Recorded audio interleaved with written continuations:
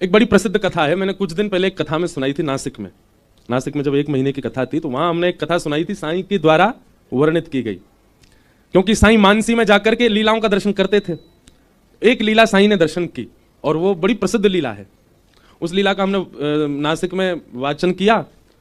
तो लीला कैसे है, कहीं उन्हें सुनी होगी कि एक बार साकेत में विराजमान श्री कौशल्या जी के मन में भाव आयो कि मैं गोलोक धाम में श्री यशोदा जी से मिलवे जाऊं। और वही समय श्री यशोदा जी के मन में भाव आयो कि मैं श्री कौशल्या जी से मिलवे साकेत जाऊं। क्योंकि जैसे वृंदावन यहां है ना, ऐसे नित्य गोलोक धाम है, ऐसे ही अयोध्या की तरह नित्य साकेत धाम है। वहां नित्य राम कृष्ण लीला रामलीला चलती रहती है। अब हमारे ब्रज के रसिक जन तो कहें कि गोलोक धाम कहीं आकाश में नहीं है, यही वृंदावन को भजते भजते भजते भजते निज वृंदावन में प्रवेश है जाएगा, वही गोलोक धाम है। मतलब हमें ये संसारवाद दिख रहा है, हमें कचौरी दिख रही है, लस्सी दिख रही है, हमें गरी दिख रही है, हमें घूमते फिरते इंसान दिख रहे हैं, ये अभी वृंदावन है। लेकिन यही को भजते भजते भजते भजते एक समय ऐसी स्थिति आएगी कि यही वृंदावन निज वृंदावन में परिवर्तित हो जाएगा। वह निज वृंदावन में प्रकाश लाइट नहीं है, वह निज वृंदावन में आधुनिक कोई वस्तु नहीं है, उस निज वृंदावन में संसार के लोग नहीं है। वह निज वृंदावन में श्री बिहारी जी मूर्तिमंत होकर नहीं खड़े, निज वृंदावन में बिहारी जी भी चलते फिरते दिखाई देंगे।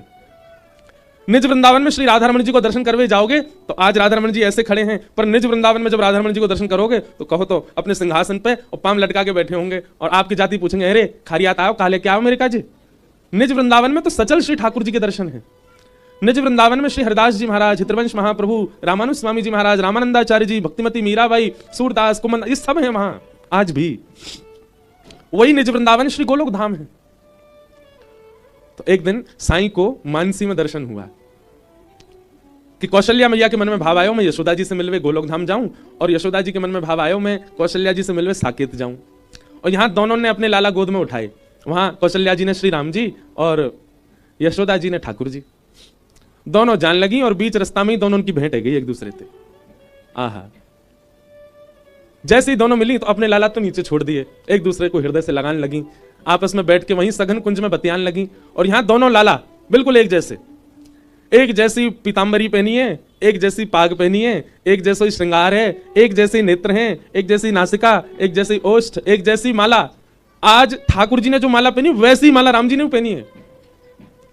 यहां दोनों बालक भी खेल, बालक दोनों नहीं खेल रहे, केवल कन्हैया खेल रहे, राम जी तो चुपचाप बैठे हैं। और कन्हैया कभी उनके काने पकड़ ले, कभी उनके हाथ पकड़ लेना, खेलो मेरे संग। ऐसी लीला चलन लगी। इतने में शाम है गई और शाम आती कौशल्या जी बोली, अच्छा बहन फिर मिलेंगे, अब हम चलें। हाँ हाँ आप चलो, मैं चलूं घर जाके बड़े काम करने, लाला माखन मिश्री खवानी है, भूखो रोवेगो नहीं तो। और दोनों मैया आकर के जैसे ही अपने बालकन को गोद में उठायो तो महाराज दोनों बालकन में अदला बदली है गई। राम जी को उठाए के तो ले गई श्री यशोदा जी और श्री गोपाल जी को उठा के ले गई कौशल्या जी। ये साईं को दर्शन हुआ मानसी में।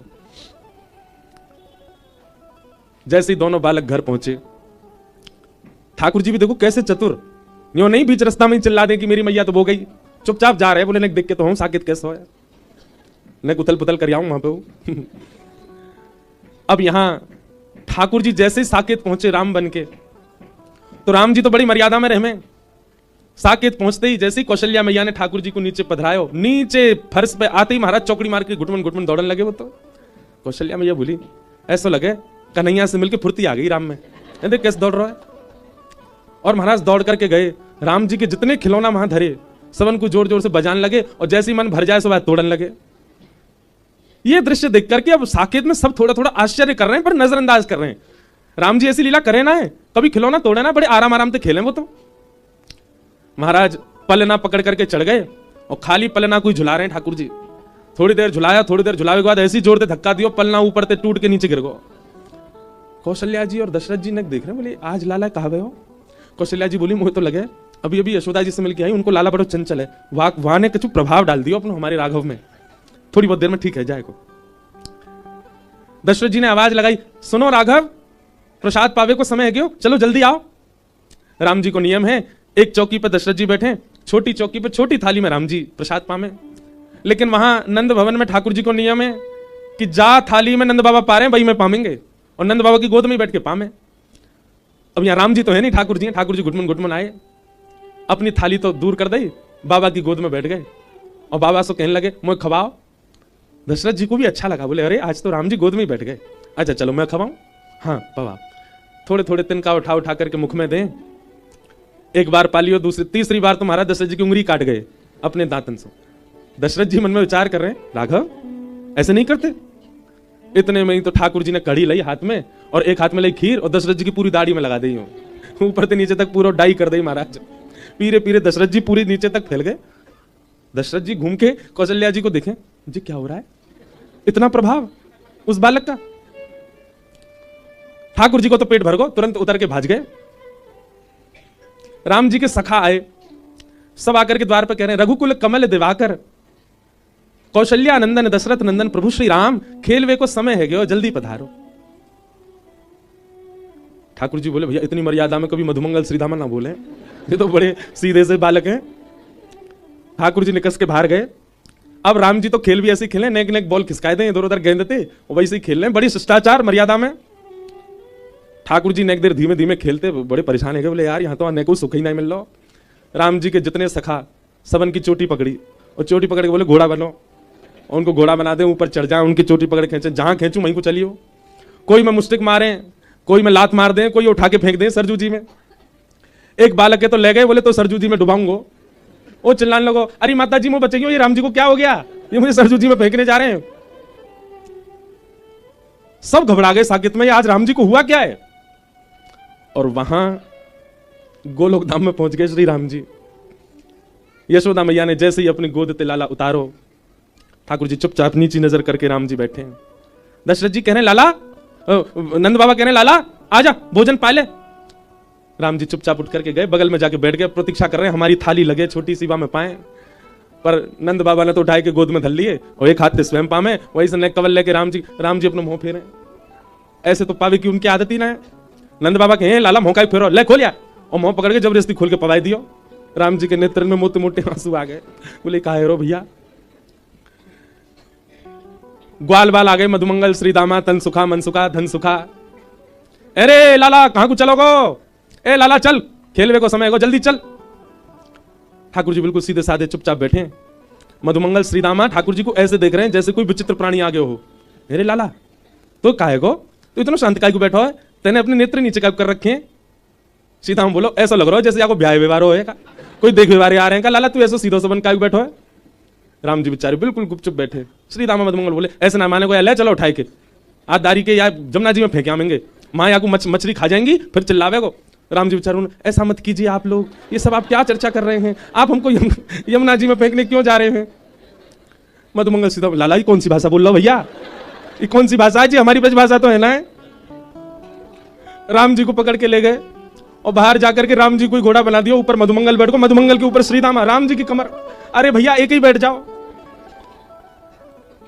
श्री दामा पकड़ के लाला ले गयो। यशोदा मैया ये छोरा का है गो हमारे, इधर कौन सी तो भाषा बोल लो, समझ में ही ना आ रही है हमारे, ना ऊधम मचा रहो ना खेल लो, रो ही रो तब, और रो भी आवाज नहीं निकाल रहे, केवल आंसू निकल रहे हैं यहाँ के। यशोदा मैया तुरंत बैठी और बैठ करके श्री राम जी के नेत्रों में देखने लगी। तो राम जी नीची नजर करके खड़े, गौर से जब नेत्रों में देखा तो गंभीरता दिखाई दी। तुरंत कौशल्या जी, तुरंत यशोदा मैया बोली, राम। तुरंत ठाकुर जी बोल पड़े, हाँ मां। अरे ये तो भूल है गई मोते, ये तो कौशल्या जी को लाला आ गो मेरे संग। अरे मैया जे का है गो, हमने तो यहाँ के ऊपर चढ़ चढ़ के कमर तोड़ दी, कि हम तो यहाँ जमुना जी में फेंकवे जा रहे हैं, क्योंकि लाला तो जमुना जी में फेंकवे थोड़ी है, वो तो दूसरे ने फेंक दे। मैया इन्हें वापस कर आओ, बेचारी इनकी मैया चिंता कर रही होंगी।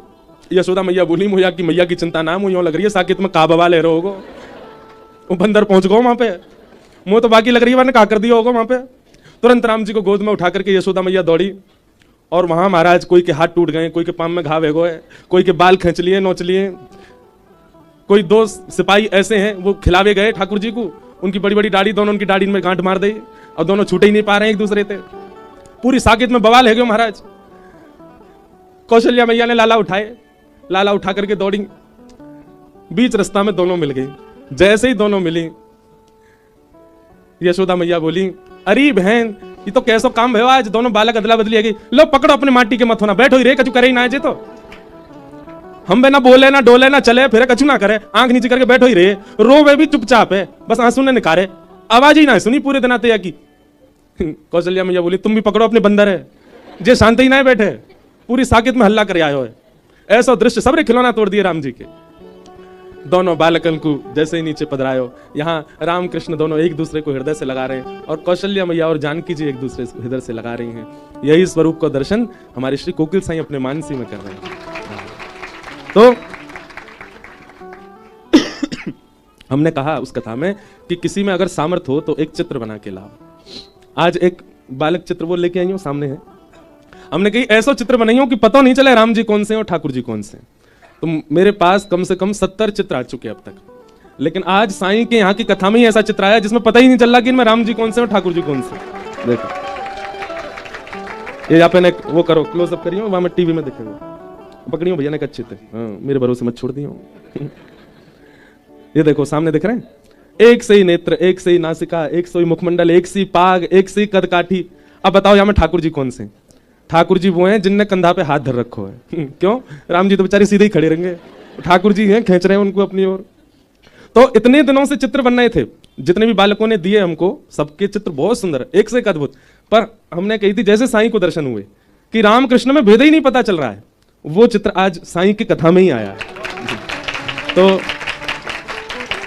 हमारी तरफ से आज ये साईं को ही भेंट है, उन्हीं की लीला की कथा उन्हीं को ही भेंट कर रहे हैं। बोल मिथिले बाबल साईं अमा की। ऐसे हमारे साईं, उनके मानसी के भाव। कभी किसी ने सोचा भी नहीं कि रामकृष्ण भी मिले, पर साईं ने विचार किया। तो धन्य है कि हम इस आंगन में बैठे हैं, उस महापुरुष के आंगन में बैठे हैं जो ऐसे भाव रखते थे ठाकुर जी के प्रति। और ये गोपनीय है। आज वृंदावन में इतने वर्षों से ये स्थान है, वृंदावन के लोग नहीं जानते। हमको इस कथा के लिए, प्रचार के लिए कोई ऐसा नहीं है कि इसीलिए गोपनीय, क्योंकि प्रेम जितना गोपनीय रहा जाए उतना बढ़े। महाराज जी हमको ज्यादा प्रचार नहीं करना कि सब लोगों को पता चले स्थान कौन सा है, कैसा है। जो लोग सुन भी रहे हैं ना, वो भी बाहर से ही प्रणाम कर जाए करियो द्वार को। कभी साईं की आज्ञा होगी तो द्वार खुले मिल जाए तो भीतर आ जाइयो, दर्शन कर जाए करियो।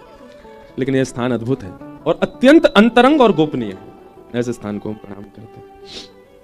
इसलिए यहां कथा कहना, सुनाना मेरा सौभाग्य होता है, इसलिए यहां मैं भाव से आता हूं। जय। आइए अब कथा क्रम में प्रवेश करें। कल हम लोगों ने श्रीमद् भागवत जी के 3 मंगलाचरणों का श्रवण किया।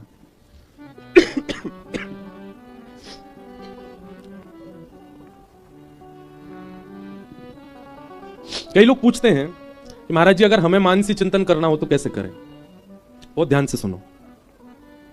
सबसे पहले तो एक प्रातःकाल ब्रह्म मुहूर्त उठने का नियम रखो। दूसरा, स्नान आदि करने के बाद अपने गुरुदेव के मंत्र का जाप करो और बहुत निष्ठा से, उत्साह से होना चाहिए। वो जबरदस्ती वाला नहीं होना चाहिए कि अरे 4 बजे उठना पड़ेगा, नहाना पड़ेगा। उसमें उत्साह दर्शन होना चाहिए। उत्साह कब मानो कि बिना अलार्म के 4 बजे उठ गए, उसको उत्साह माना जाता है। उत्साह में करना है। अपने गुरु मंत्र का जाप करो।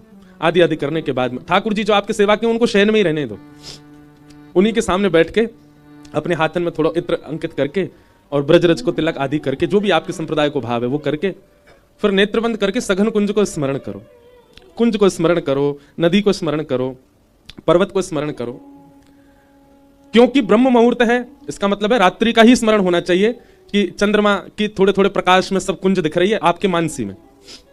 और मानसी में जाते ही सबसे पहले यह भाव रखना है कि आप ठाकुर जी की एक सहचरी हैं, सखी। आप पुरुष हैं तब भी आपको सखी भाव ही रखना है कि आप सहचरी।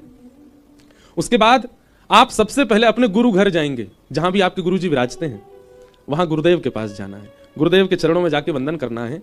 गुरुदेव भी सखी रूप में है। ऐसा वृंदावन महिमा और वृंदावन के जो भजवे वारे हैं उनके लिए उनका यह भाव रहता है, वो सखी भाव में ही सब सेवा में जाते हैं। फिर गुरु जी के संग, गुरु जी के आश्रय में गुरु जी लेकर के जाएंगे निकुंज में, और वहां निकुंज में सैया पर पौड़े हैं दोनों युगल सरकार। आप उस भाव से गुरुदेव के साथ जाएंगे कि किसी भी प्रकार से दोनों युगल सरकार को पीड़ा ना हो, कष्ट ना हो। प्रथम दर्शन दोनों चरणों का ही होगा। शैया पर लेटे हैं पर मुख नहीं दिख रहा है, केवल चरण दिख रहे हैं। धीमे धीमे कोई राग गा करके गुरुदेव उनको उठा रहे हैं। फिर बाल भोग हुआ, बाल भोग के बाद फिर मार्जन आदि करके स्नान आदि हुआ। अब ठाकुर जी लीला में प्रवेश कर रहे हैं। अब बाद में जो मन में भाव आए उस लीला में प्रवेश कर जाएंगे। पर यह इतना सरल नहीं है जितना हम सुना रहे हैं। इसके लिए पहले बहुत लीलाएं श्रवण करनी पड़ेंगी। इसके लिए पहले बहुत भाव में प्रवेश करना पड़ेगा। इसके लिए पहले बहुत रसिक जनों की सेवा और ब्रज रज की उपासना करनी पड़ेगी। ब्रज रज की सेवा से ब्रज रस प्राप्त होता है। बिना रज के रस नहीं मिलेगा। लोग उसको सामान्य मिट्टी मान लेंगे तो कभी रस में प्रवेश नहीं कर पाएंगे। आपका भले ही रामानुजी तिलक है, आप रामानंदी हैं, अपने तिलक में भी थोड़ी रज तो मिलाओ, तिलक करो, रज रज आपके अंग पर होनी चाहिए।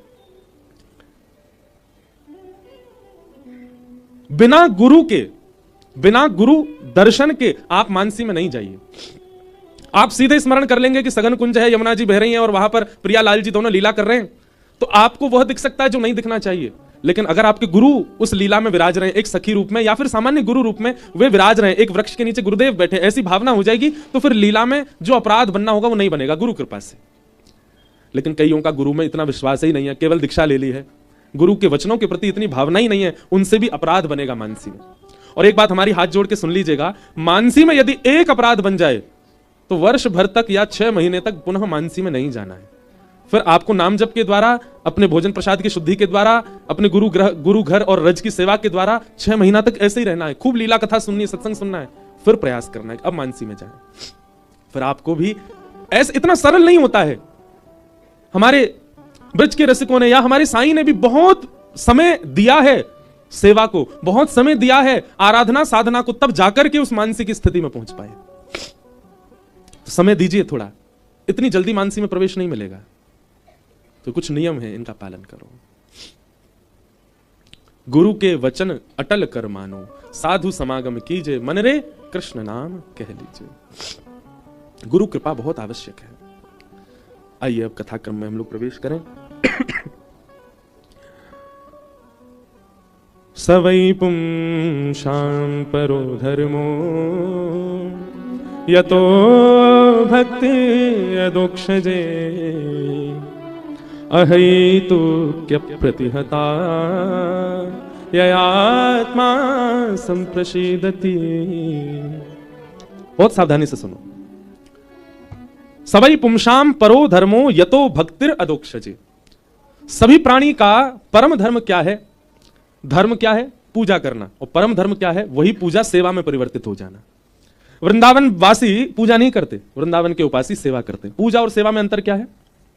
पूजा अपनी मनोकामना के लिए होती है और सेवा ठाकुर की राजी के लिए होती है, ठाकुर की प्रसन्नता के लिए होती है।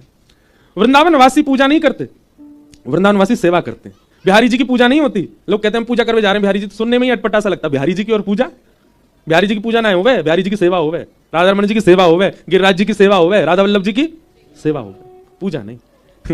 कान पकड़ के कहें, पूजा ब्रज से बाहर ही रहती है, यहां तो सेवा रहती है, यहां तो सेवा होती है ठाकुर जी की।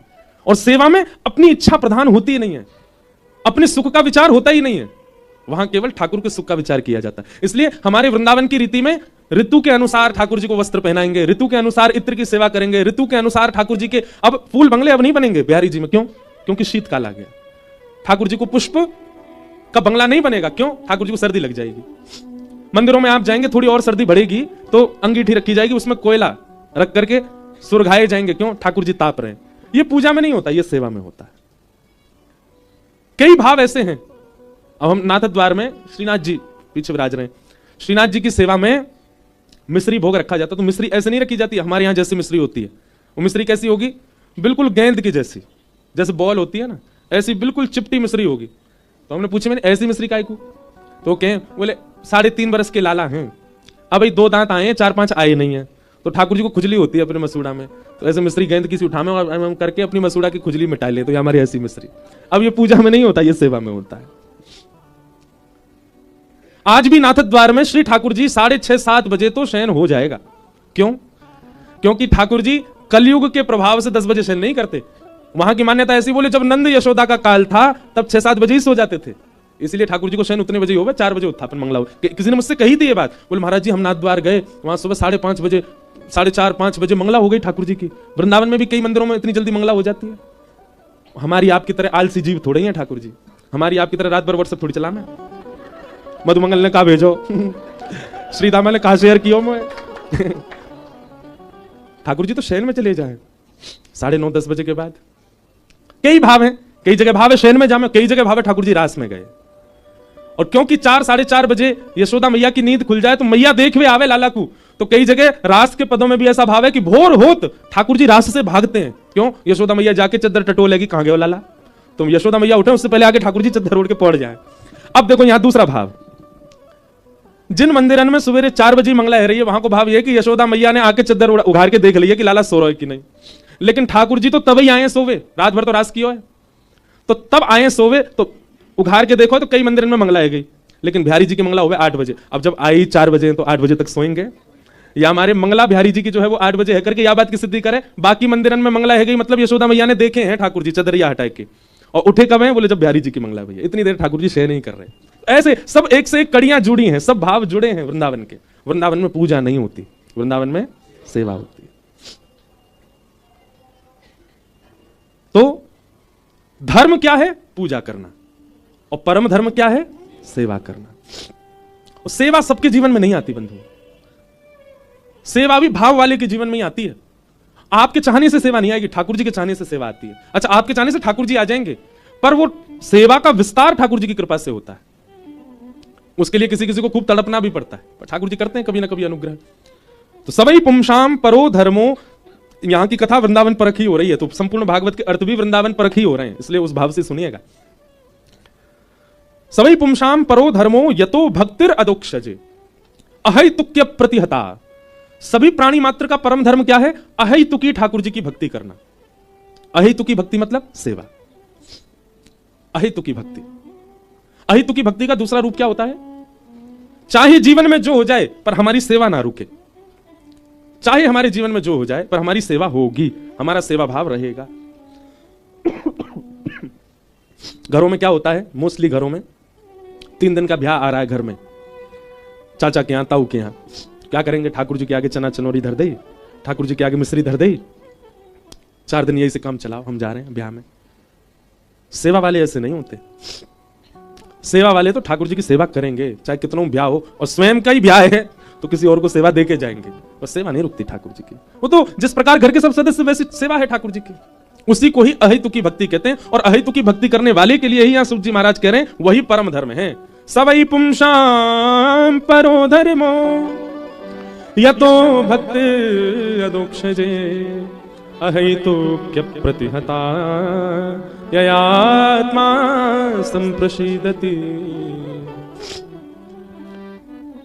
पूज्य श्री मलुकपीठ वाले महाराज जी एक बार एक भाव सुना रहे थे। मलुकपीठ के बगल में एक स्थान है खाक चौक, वहां के पूज्य महाराज जी, उनको किसी कारण से 1-2 दिन के लिए कलकत्ता जाना था, तो अपने एक सेवक को सेवा दे गए ठाकुर जी की। बहुत ध्यान से सुनना। बता के गए, बोले देखो तुम हमारी सेवा देखी है तुमने, कैसे हम सेवा, वैसी सेवा करना है इनकी, ठीक है। और हम लौट के आए, हमको सेवा बहुत अच्छी मिलनी चाहिए। तो सेवक बोला ठीक है, बोला वाला बेचारा सेवक। महाराज जी तो चले गए। महाराज जी किन्हीं की कथा सुना रहे, कोई संत थे वहां, उनके भाव सुना रहे। संभवतः महाराज जी के ही गुरुजी श्री पहाड़ी बाबा महाराज का ही चरित्र था। तो वे जैसे कलकत्ता गए तो वहां यहां जो सेवा जिनको देके गए, बोला भाला व्यक्ति, उसने विचार किया, बोले गुरुजी कह के गए बढ़िया सेवा होनी चाहिए।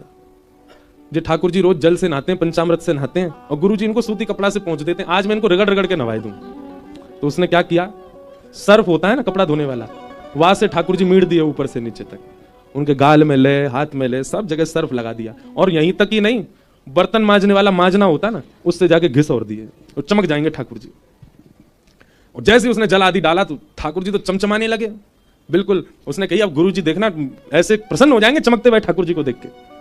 पर वहां दूर देश में बैठे महाराज जी रात्रि में जैसे सोए तो उनको श्री रामचंद्र जी के गाल पे घाव दिखाई दिए, हाथ में घाव दिखाई दिए, वक्ष में घाव दिखाई दिए। स्वप्न में ऐसे ठाकुर जी दिखे। तुरंत दौड़े वृंदावन के लिए। वापस वृंदावन आकर के जब ठाकुर जी को देखा, ठाकुर जी चमक रहे हैं बिल्कुल मंदिर में। अपने सेवक से कहा तुमने सेवा करी? वो गुरु जी देखो कैसे चमक रहे हैं ठाकुर जी, आपकी सेवा से भी नहीं चमके इतने। तो वो सही बताओ तुमने क्या किया? बोले हमने ठाकुर जी को नवाया। बोले सच बताओ। थोड़ा क्रोध करके पूछा तो बताया कि हमने तो सर्फ से नवाए ठाकुर जी। महाराज जी के नेत्र सजल हो गए। फिर 15 दिन तक, जब तक ठाकुर जी पुनः स्वप्न में नहीं आ गए, तब तक रोज लेप बनाते, और लेप बना करके ठाकुर जी के श्री अंग पर लगाते, और नित्य औषधि बना करके ठाकुर जी को पिवाते प्रसाद में। 15 दिन तक जब ये क्रम करते रहे, 15 दिन बाद जब ठाकुर जी स्वस्थ होकर के उनको स्वप्न में दर्शन दिया, तब लेप लगाना और औषधि पिलाना विश्राम किया। और फिर समझाया ये पाषाण तुम्हारे लिए हैं, परंतु साक्षात ठाकुर जी हैं। हम इनकी सेवा करते हैं, हम क्या भाव रखते हैं वैसा ही क्रम हो जाता है हमारे साथ। हमने कितनी बार अनुभव किया हमारे लाल जी का। रात्रि में कई बार झारी जी में जल नहीं पधराया जाता ढंग से, मुझे रात भर प्यास लगती है और सुबह देखने जाते हैं तो सेवा में पता चल जाता है झारी जी में जल नहीं था रात्रि में, इसीलिए प्यास लग रही। ये जुकाम भी भयो, निश्चित ही हमारे लाल जी को सर्दी लगी है, या हमारे आज सवेरे थे कोयला की अंगीठी धरवा दी है ठाकुर जी के आगे। ठाकुर जी को मोजा नहीं पहनाओ, हाथ में मोजरी नहीं पहनाओ, तो निश्चित है। अच्छा, मोए भी पता है कि कारण, मेरे अस्वस्थता को कारण कहा है। यहां आवे से पहले एक दिन आके काजी में कहीं गए, वहां उनको लेके नहीं गए, वही बात से नाराज है गए, मोए क्यों ना लेके गए, और वहां की सर्दी से मोए सर्दी करवाए दी। मानो ठाकुर जी ऐसा बतावे कि मोए है गई ये सर्दी, अब तू मेरी सेवा कर, तू ठीक है जाएगा। कितनी बार ऐसा हुआ, औषधि नहीं ली, ठाकुर जी की सेवा में परिवर्तन कर दिया, उसी से स्वस्थ हो गए। तो क्योंकि वो पाषाण नहीं है, प्रत्यक्ष है। अहेतु की सेवा करने वाले को अनुभव होने लग जाता है। अहेतुक्य प्रतिहता ये आत्मा संप्रशीदति। तो परम धर्म क्या है? न विच्छिन्न होने वाली भक्ति ठाकुर जी के प्रति, उसी को ही परम धर्म कहते हैं। धर्म स्वनिष्ठित पुंसाम विश्वक्सेन कथासुय नोत्पादये दधिरतिम श्रम एव हि केवलम।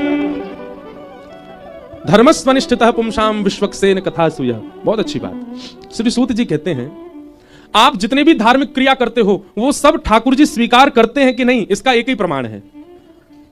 आपके द्वारा किए गए यज्ञ, आपके द्वारा किए गए अनुष्ठान, आपके द्वारा किए गए व्रत, आपके द्वारा किए गए नियम, उनसे ठाकुर जी प्रसन्न हैं, इस बात का एक ही प्रमाण है। क्या?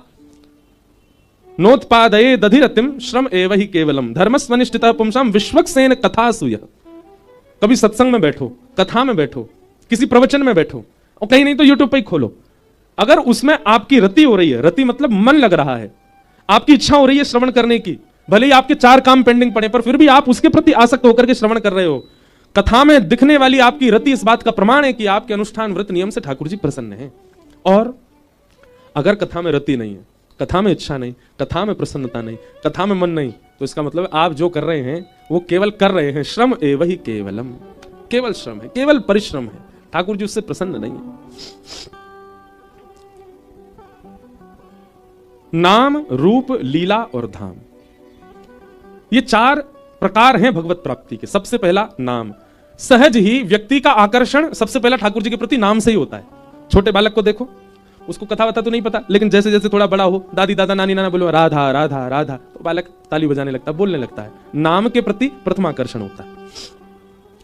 दूसरा आकर्षण होता है रूप के प्रति। बच्चे धीरे धीरे माता पिता के साथ, दादी दादा के साथ मंदिर जाते हैं, ठाकुर जी को देखते हैं, कौन है? जय जय जय जय, फिर उनको देखते हैं, उनके रूप के प्रति आकर्षण होता है। और फिर धीरे धीरे लीला के प्रति, अब उनको धीरे धीरे कथा में लाना प्रारंभ किया जाए, और फिर कथा के बाद आकर्षण बनता है धाम के प्रति। ये तो बालकों का प्रकार बताया, पर बड़े लोगों के लिए भी यही है। सबसे पहले नाम। नाम इतना जपा जाए, नाम जप इतना किया जाए कि उस नाम जप के प्रभाव से आपके नेत्र बंद हैं और आपके चित्त में ही रूप प्रकट हो जाए। किशोरी जी का, ठाकुर जी का, सहचरियों का, सखियों का, सखाओं का रूप प्रकट हो, और उनका स्वरूप प्रकट ना हो तो कुछ भी अंग प्रकट हो जाए, हस्तकमल ही प्रकट हो जाए, चरण कमल ही प्रकट हो जाए, कोई वस्त्राभूषण ही प्रकट हो जाए, कुछ तो प्रकट हो नाम के प्रभाव से। नाम जप करने वाले लोग बहुत ध्यान से सुनिएगा, नाम जप करने के पीछे उद्देश्य होना चाहिए, नहीं तो नाम जप में मन भटकेगा। आप उद्देश्य क्या रखो? हम सीधा उद्देश्य रखते हैं श्यामा श्याम, नहीं होगा इतनी जल्दी। पहले कोई आकार ही रखो। मान लो मुझे एक चूड़ामणि दिख जाए श्री जी की, इसी उद्देश्य से नाम जप करो। धीरे धीरे आपका मन ही चूड़ामणि का निर्माण करने लगेगा, और कभी ना कभी किसी रसिक के द्वारा आप किसी प्रवचन में सुनेंगे तो जैसी चूड़ामणि आपको दिखी वैसे ही चूड़ामणि का वो वर्णन कर रहे होंगे। आप जैसी चुनरी का भाव रख करके नाम जप करोगे, कभी ना कभी आपको किसी प्रवचन पद कहीं ना कहीं वैसी चुनरी का वर्णन मिल जाएगा। नाम जप में किसी अंग की, किसी भाव की, किसी श्रृंगार के दर्शन का उद्देश्य लेकर के बैठो नाम जप में, तो नाम से क्या प्रकट होगा? रूप।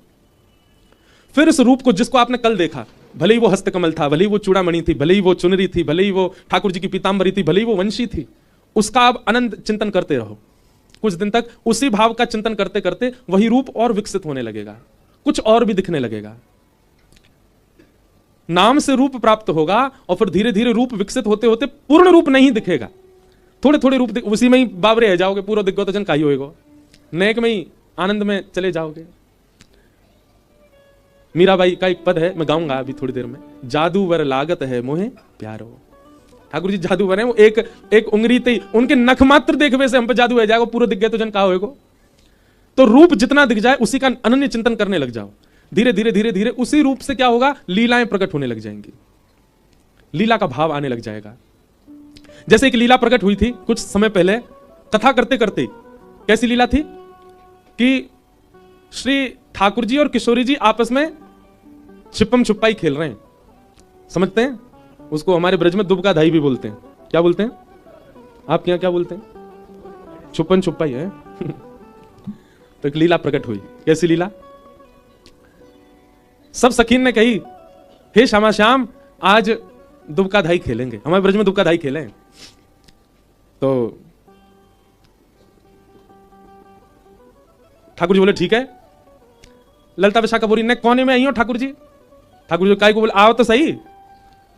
तो ललिता विशाखा दोनों ठाकुर जी कोने में ले गई, और कोने में ले जा करके तुरंत विशाखा जी जो है ना नेक चतुर है, ललिता जी बहुत बोरी है, तो विशाखा जी ने, ठाकुर जी आए कोने में, तुरंत ठाकुर जी की बंसी छीन ली।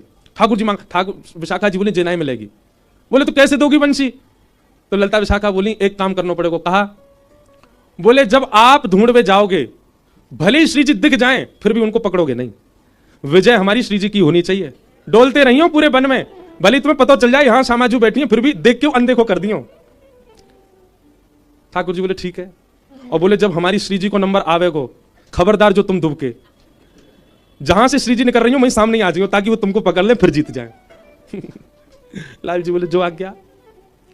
और ठाकुर जी को बारी आई तो ठाकुर जी आंख बंद करके 1 2 3 सब सखियां दुबक गई जाकर के। श्री जी हमारी बड़ी बोरी सी हैं, एक ही वृक्ष के पीछे जाके खड़ी है गई, ज्यादा दूर कहीं भागी नहीं। अच्छा श्री जी के मन में यह भाव है कि श्याम सुंदर जीते, मैं इतने पास ही खड़ी आ जाऊंगी जो मुझको पकड़ ले। लेकिन सब सखी ने पढ़ा दिए ठाकुर जी कि तुमको हार नो है, जीतेंगे हमारी श्यामाजू। तो लाल जी ने 10 तक गिनती गिनी, और 10 तक गिनती गिनने के बाद ठाकुर जी निकल पड़े खोजवे। ठाकुर जी को दूर से दिख गई कि एक वृक्ष के पीछे नीली नीली चुनरी दिखाई दे रही है। तो ठाकुर जी बात दिशा में ही नहीं गए, श्यामाजू खड़ियां पकड़नी तो है ना, दूर दूर घूमने लगे। अब किशोरी जी बोली ये यात्रा अपना आ रहे, तो किशोरी जी दौड़ करके वहां चली गई जहां श्याम सुंदर घूम रहे हैं, वहां जाकर खड़ी गई जी अब मुंह ढूंढ लेंगे। ठाकुर जी ने फिर देख ली तो श्री जी आ गई, तो ठाकुर जी वहां चले गए जहां पहले श्री जी खड़ी, ये मुंह दिख नहीं जाए। करते करते एक काम ऐसा भयो कि श्री जी मार्ग में ही खड़ी है गई सामने, और ठाकुर जी जैसे ही मुड़े श्री जी को देख करके आंख में चलो गो है, दिखना रही श्यामाजू कहां है, अरे कहां जाके छुप गई हो। और इतने में ही सब सखी आई और आकर बोली जय हो जय हो जय हो, समय पूरा है, हमारी श्यामाजू जीत गई, हमारी श्यामाजू की विजय है गई। लाल जी चरण में बोले अरे श्यामाजू इतने गहरे वन में काहे को छुप जाओ जो मुझे दिखो ही ना हो। ललिता विशाखा कह रही ठीक ऐसी करो। श्यामाजू बोली अब मैं जाऊंगी, अब मैं जाऊंगी गिनती करूंगी। श्यामाजू जैसे गिनती करवे गई, ललिता विशाखा बोली ठाकुर जी कहां छुपोगे? बोले आप आज्ञा करो। बोले यहां कहीं छुपोगे तो श्यामाजू आपको पकड़ नहीं पाएंगी, ऊपर वृक्ष पर नहीं चढ़ोगे, जहां श्यामाजू गिनती करनी है वहां के बगल वाले वृक्ष के पीछे, और सुनो ऐसे छुपियो तुम्हारी पीतांबरी खुली दिखे, ताकि हमारी श्यामाजू को ज्यादा कष्ट नहीं हो। ठाकुर जी बोले जो आज्ञा।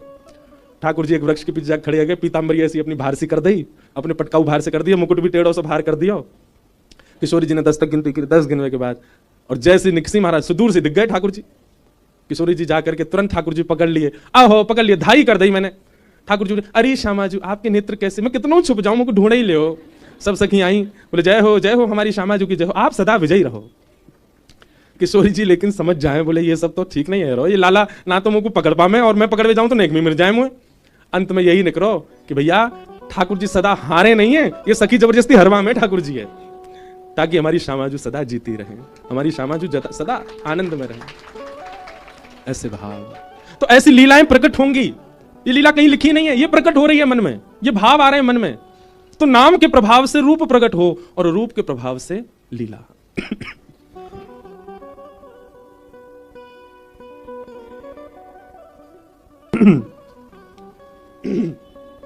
श्यामाजू को राज हमारे माई, श्यामाजू को राज हमारे माई, श्यामाजू को राज हमारे माई, श्यामा। सब लोग गाओ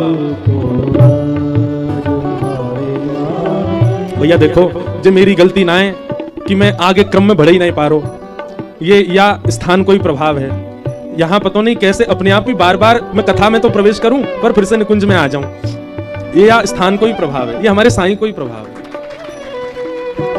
या हमारे भैया मैंने पहले दिना कही कि ये निकुंजात्मक भागवत कथा है, ऐसे क्रम बहुत कम जगह प्रकट है में। श्यामा जी को प्रणाम करो। क्यों? क्योंकि यहाँ आंगन में अकेले साईं नहीं है, श्यामा श्याम भी लीला कर रहे हैं, तभी प्रकट है रहे हैं बार बार। नेत्र बंद करके श्री किशोरी जी को ध्यान करके सब गाओ। श्यामा जू को राज हमारे माई, श्यामा जू को राज हमारे माई, श्यामा जू को राज हमारे माई, श्यामा जू को राज हमारे माई। जाके अधीन सदा ही सावरो, जाके अधीन सदा ही सावरो, जाके अधीन सदा ही सावरो, जाके अधीन सदा ही सावरो। या ब्रज को सिर ताज हमारे माई, या ब्रज को सिर ताज हमारे माई, श्यामा जू को राज हमारे माई, श्यामा जू को राज हमारे माई, श्यामा जू को राज हमारे माई, श्यामा जू। श्री राधा रानी की जय।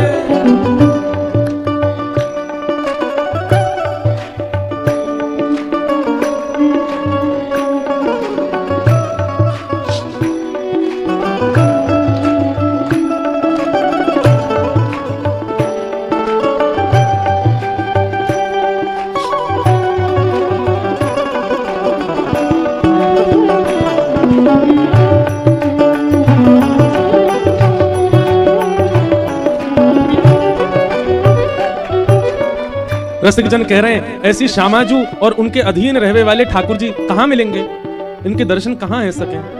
तब कह रहे हैं यह जोरी अभी चल वृंदावन, यह जोड़ी अभी चल वृंदावन, यह जोड़ी अभी चल वृंदावन, यह जोड़ी अभी चल वृंदावन। ये जोड़ी कहां है? कह देते ये जोड़ी वृंदावन, पर नहीं, अभी चल वृंदावन। अभी चल वृंदावन मतलब वृंदावन से बाहर ये जोड़ी जाती ही नहीं है, ये सदा वृंदावन में ही रहते हैं। कहीं और भज के कहीं और ध्या के श्यामा श्याम को अनुभव है सके, पर दर्शन नहीं होंगे। दर्शन तो यही वृंदावन में ही होंगे, क्योंकि ये जोड़ी अभी चल होके वृंदावन में है।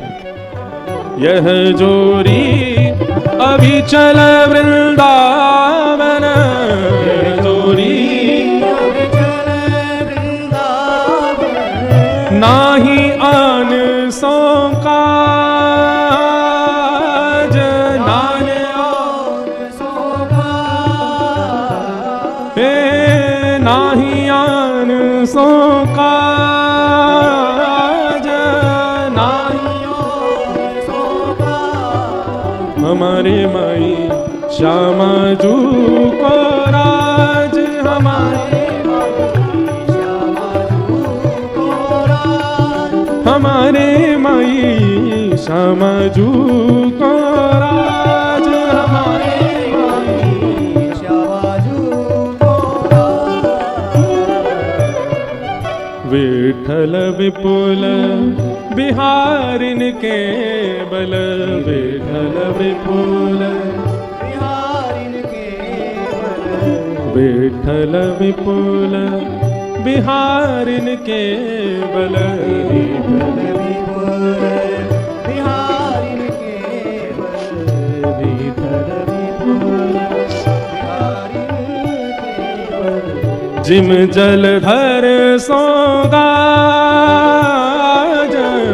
जिम जलधर सोगाज। कितनी सुंदर बात। अब ये रसिकों की वाणी समझना बहुत कठिन है। विठल विपुल बिहारिन के बल, कैसो बल? बिहारिन को बल कैसो है? श्यामा जी को राज कैसो हमारे ऊपर? बोले जिम जलधर सो गाज। सबसे खतरनाक जंगल में कौन है? शेर। लेकिन वह भी काले काले बादलों की गर्जना से गुफा में चला जाता है। ऐसे ही काम, क्रोध, लोभ, मोह, ईर्षा, द्वेष, अभिनिवेश, अहंता, ये हमारे वन रूपी जंगल के भयानक सब जानवर हैं।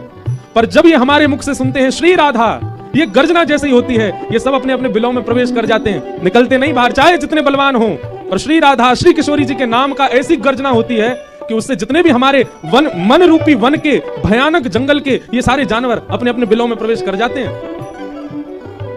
विठ्ठल विपुल बिहारिन के बल, विठ्ठल विपुल बिहारिन के बल, जिम जलधर सोगाज, जिम जलधर सोगाज हमारे माई, श्यामा जू को राज हमारे माई, श्यामा हमारे माई, श्यामा जू को राज हमारे माई, श्यामा जू को राज हमारे माई, श्यामा जू को राज हमारे माई, श्यामा जू को। नाम, नाम से प्राप्त होगा रूप, रूप से प्राप्त होगी लीला, और फिर लीला से प्राप्त होगा धाम। अभी धाम, हम शरीर से आ गए हैं पर धाम प्राप्त नहीं हुआ है। धाम प्राप्त मतलब निज वृंदावन प्राप्त, जहां सचल श्री राधा रमण, सचल श्री राधा वल्लभ, सचल श्री कुंज बिहारी भ्रमण कर रहे हैं, वो होगी धाम की प्राप्ति।